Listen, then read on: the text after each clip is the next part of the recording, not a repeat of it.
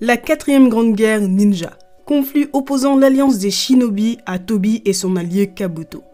L'alliance des shinobi créée par les 5 grands pays et les samouraïs du pays du fer seront commandés par Gaara, 5e Kazekage. Ce conflit donnera lieu à des combats, des batailles sans fin jusqu'à la victoire de l'alliance shinobi. Mes chers Kage, bonjour et bienvenue dans un nouveau top 8. Aujourd'hui, nous allons voir quels sont les combats les plus épiques de la 4e grande guerre ninja. Bien évidemment, ceci n'est que mon avis et mon ressenti, donc si vous avez d'autres propositions, n'hésitez pas à les donner en commentaire. Comme d'habitude, avant de commencer la vidéo, laissez-moi vous donner les mentions honorables.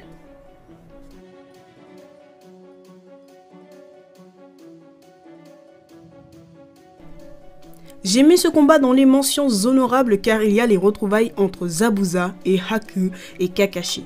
Et puis un combat contre les 7 épéistes de la brume, ça ne se refuse pas car on découvre la puissance de chaque épéiste. Et en effet, ils n'ont pas volé leur réputation car cette bataille aura bien été compliquée pour l'alliance Shinobi.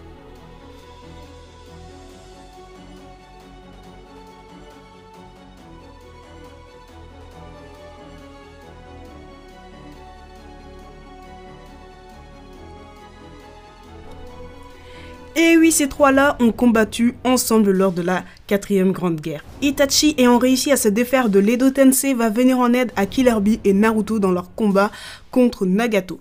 Ce combat va être un tournant dans la guerre ninja, mais selon moi, il y a d'autres combats qui sont encore mieux que celui-ci. C'est pour cela que je les mets dans les mentions honorables.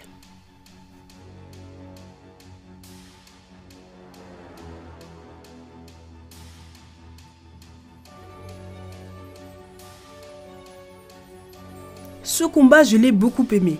En plus, c'est à ce moment que l'on commence à voir les nouvelles évolutions de Naruto.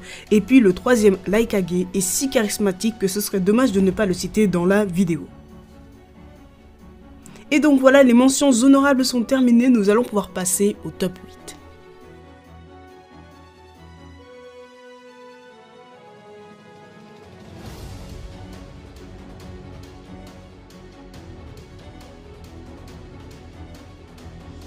Voici un combat important pour l'alliance des shinobi, mais encore plus pour Gaara et Ohonoki, sur le plan personnel. Car en effet, Gaara va combattre contre son père, le 4e Kazekage, et Ohonoki va combattre contre son mentor Mu, le 2e Tsuchikage. C'est une partie de la 4e grande guerre qui m'a beaucoup plu. On découvre de nouveaux personnages et on apprend un peu plus sur ceux que l'on connaît déjà.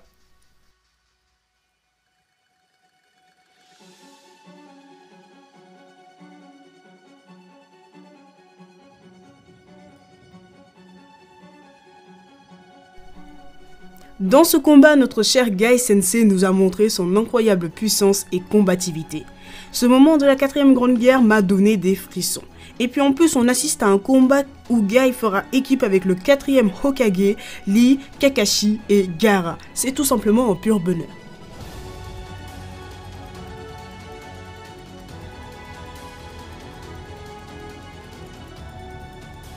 L'union fait la force.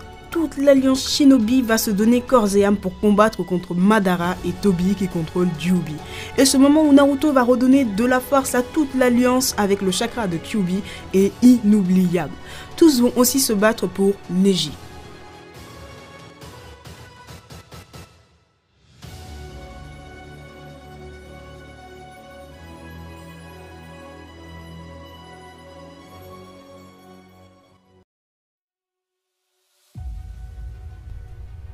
Lors de cette 4e grande guerre, Madara était quasiment imbattable.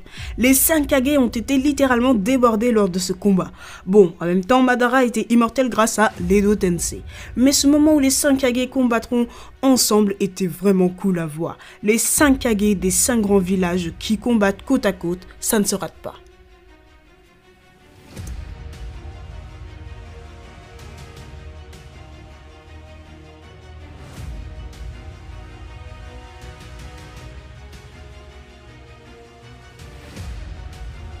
Le fameux duo que l'on attendait tous, les deux frères Uchiha, réunis pour un dernier combat, et pas des moindres car ce combat détermine la suite de la guerre.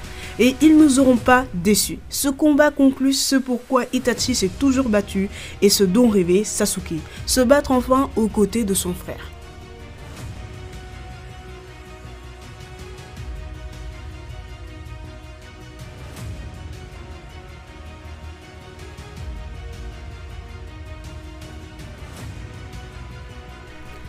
Certainement ce combat était le plus grand tournant de la guerre, les bijoux, la raison qui a fait débuter le conflit et qui a toujours été d'ailleurs la source de tous les conflits dans le monde shinobi.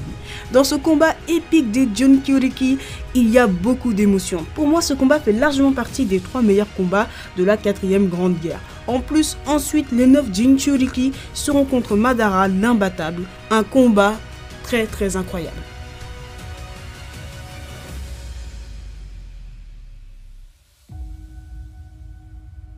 Ça y est, l'équipe 7 est de nouveau réunie pour un de leurs combats le plus important. Dans ce combat, il y a tout, l'équipe 7 ainsi que Obito et Kakashi qui s'unissent à nouveau. Et puis, ils se battent pas contre n'importe qui. En face, il y a Kaguya Otsutsuki, la personne qui a certainement le plus de pouvoir.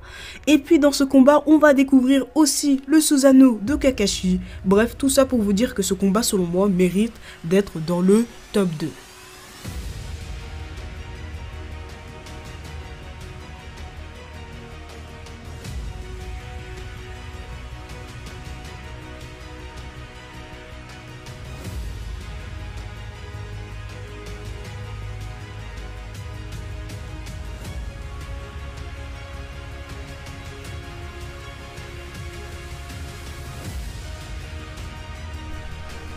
Et oui, pour moi, le combat entre Madara, Sasuke et Naruto est le plus incroyable de la Grande Guerre. Juste après avoir reçu le pouvoir du Rikudo Sennin, le pouvoir de Naruto et Sasuke va encore augmenter. Naruto va passer en mode Rikudo Sennin avec les Gudodama, sphère de vérité. Ce duo va s'illustrer dans un combat qui va enfin permettre de vaincre Madara. Donc rien que pour ça, ce combat mérite d'être numéro 1. Vous mes chers Kage, n'hésitez pas à me dire pour vous quel est le meilleur combat de la 4e grande guerre. Parce que comme je l'ai dit en intro, j'ai fait cette vidéo avec mes ressentis et se peut que j'ai pu oublier des combats qui méritaient d'être dans ce top 8. Et donc voilà mes chers Kage, la vidéo touche à sa fin, j'espère qu'elle vous aura plu. Si c'est le cas, n'hésitez pas à lâcher le petit pouce bleu et à vous abonner si le contenu de ma chaîne vous plaît.